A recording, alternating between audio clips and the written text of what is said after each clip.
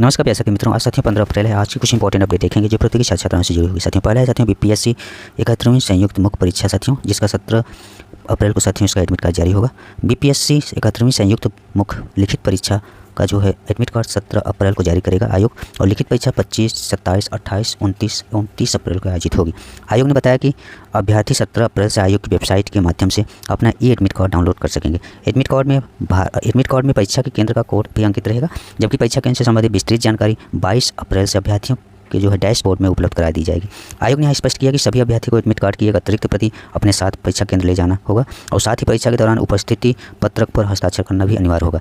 देरी से पहुंचने वाले अभ्यर्थियों को प्रवेश नहीं मिलेगा। इस परीक्षा के माध्यम से 1298 पद भरे जाएंगे। बीपीएससी ने एकीकृत 71वीं संयुक्त यानी प्री प्रतियोगिता परीक्षा का रिजल्ट 18 नवंबर को जारी किया था, और प्रारंभिक परीक्षा के आधार पर कुल 13,368 जो है अभ्यर्थियों को विभिन्न प्रशासनिक पदों हेतु 893 अभ्यर्थियों को वित्तीय प्रशासनिक पदाधिकारियों के पदों के लिए सफल घोषित किया गया है। इस प्रकार कुल 14,261 अभ्यर्थियों ने प्रारंभिक परीक्षा में सफलता हासिल की थी।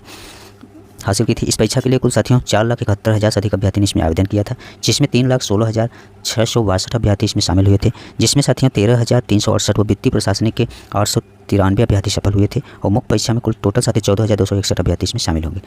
यह अभ्यास साथियों बीपीएससी की मुख्य परीक्षा से संबंधित बीपीएससी 71वीं मुख्य परीक्षा से संबंधित अपडेट। नेक्स्ट अपडेट है साथियों 18 और 19 को होने जा रहा साथियों असिस्टेंट प्रोफेसर, जिसका री एग्जाम साथियों होगा। उत्तर प्रदेश शिक्षा सेवा चयन आयोग ने असिस्टेंट प्रोफेसर परीक्षा की सभी तैयारियां पूरी कर ली है।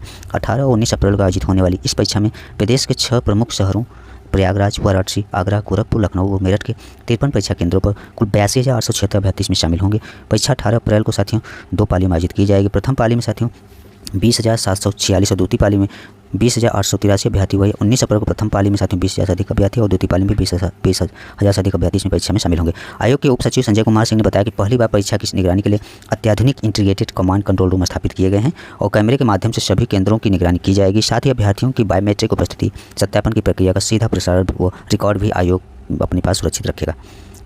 यहाँ पे साथियों असिस्टेंट प्रोफेसर भर्ती से संबंधित परीक्षा नेक्स्ट अपडेट देखेंगे साथियों। 16 केंद्रों पर 2 पाली में परीक्षा और 60% उपस्थिति साथियों रही विद्यार्थियों के साथियों।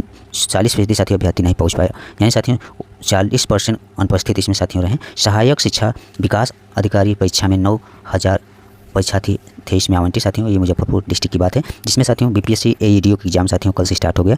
उससे संबंधित है अपडेट। जिले में साथियों को 16 केंद्रों पर मंगलवार से सहायक शिक्षा विकास अधिकारी यानी एईडीओ की परीक्षा शुरू हुई। इन केंद्रों पर साथियों 9,000 से अधिक अभ्यर्थी आवंटित थे। अधिकांश केंद्रों पर 40% तक परीक्षार्थी अनुपस्थित रहे, जिसमें साथियों राधा देवी, राधा कृष्ण, केडिया मुखर्जी सेमिनरी समेत विभिन्न केंद्रों पर 300 से 500 अभ्यर्थी आवंटित थे। वहाँ 150 से 200 ही अभ्यर्थी वहाँ उपस्थित हो पाए। पहले चरण में सुबह 10 बजे से 12 बजे तक सामान्य भाषा की परीक्षा हुई, और अंग्रेजी से 30 और हिंदी से 70 साथी सवाल पूछे गए। आयोग के निर्देशानुसार अंग्रेजी व हिंदी भाषा में अलग अलग 30% अंक लाने हैं, और पास अंक लाने पर ही दूसरे विषय का जो है कापियाँ जांची जाएगी। दूसरी पाली में सामान्य अध्ययन और सामान्य योग्यता के सवाल पूछे गए। इसमें भी 100 नंबर के सवाल पूछे गए। परीक्षा देकर निकल रहे अभ्यर्थियों ने कहा कि सामान्य अध्ययन में कई जो है घुमावदार सवाल पूछे गए थे। कई साथियों सवाल ऐसे थे जो बिहार की राजनीति और भौगोलिक स्थिति पर थे। इसमें बताया गया, विद्यार्थियों ने बताया कि शायद भूगोल और इतिहास के सवालों ने साथियों काफ़ी टफ लगा, और जिसकी वजह साथियों कटाव अधिक नीचे जा सकती है। साथियों परीक्षा देकर निकले अभ्यर्थियों ने बताया कि हिंदी और अंग्रेजी दोनों ही विषय के सवाल आसान पूछे गए थे, जबकि दूसरी पाली परीक्षा में सवाल काफ़ी कठिन थे। दूसरी पाली परीक्षा देकर निकले अभ्यर्थियों ने बताया कि इतना कठिन सवाल पहले कभी नहीं पूछा गया था। कठिन तो सभी विषयों के सवाल थे, इतिहास, भूगोल और ज़्यादा कठिन थे। इन्हें बनाने में काफ़ी मशक्कत करनी पड़ी। कई छात्रों ने कहा कि इस बार ऐसे सवाल पूछे गए जिससे लगता है कि कटाव काफ़ी नीचे जा सकता है। परीक्षार्थियों का कहना है कि ऐसे सवाल बीपीएससी के मुख्य परीक्षा में पूछे नहीं जाते हैं। सभी केंद्रों पर दंडाधिकारी व पुलिस बलों की तैनाती के साथ पर्याप्त संख्या में साथियों परीक्षकों की प्रतिनियुक्ति की गई थी, और सुरक्षात्मक सीसीटीवी व जैमर लगाए गए थे। बायोमेट्रिक उपस्थिति भी दर्ज कराई गई थी। साथियों बीपीएससी द्वारा आयोजित एईडीओ एग्जाम से संबंधित, जिसका साथियों कल से स्टार्ट हो गया है। नेक्स्ट अपडेट है साथियों लोकसभा सीटों की संख्या बढ़कर साथियों 850 हो जाएगी। लोकसभा और राज्य विधानसभाओं में महिलाओं के 33% आरक्षण देने के लिए गुरुवार को एक विधेयक संसद में पेश किया जाएगा। इसमें संसद के निचले सदन में सदस्यों की संख्या साथियों 543 बढ़कर 850 करने का प्रावधान है। राज्यों में 815 और केंद्र शासित प्रदेशों में 35 सीटें होंगी, और विधेयक में निर्वाचन क्षेत्रों का फिर से निर्धारण करने के लिए वर्ष 2011 की जनगणना के आंकड़ों को आधार बनाया जाएगा, और विधेयक गुरुवार को साथियों लोकसभा में पेश किए जाएंगे।